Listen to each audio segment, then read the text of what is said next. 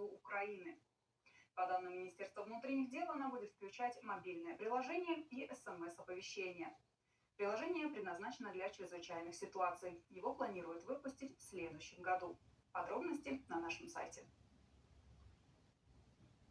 Работа служб занятости в нынешнем виде не способствует трудоустройству.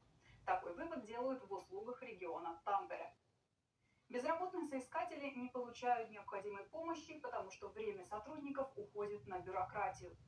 Например, составление и отслеживание плана по трудоустройству или плана по интеграции в случае с иммигрантами, а также вопросы, связанные с пособиями по безработице. Кроме того, время уходит на внесение записей в систему. В Тампере считают, что законодательные требования сейчас слишком строги.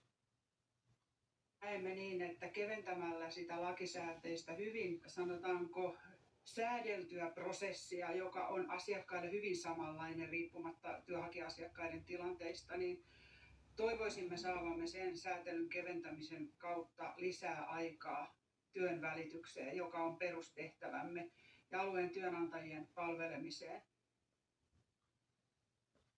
И в завершение о погоде на завтра. В Лапландии будет ветрено, но осадков все меньше, и солнце выглянет из-за туч.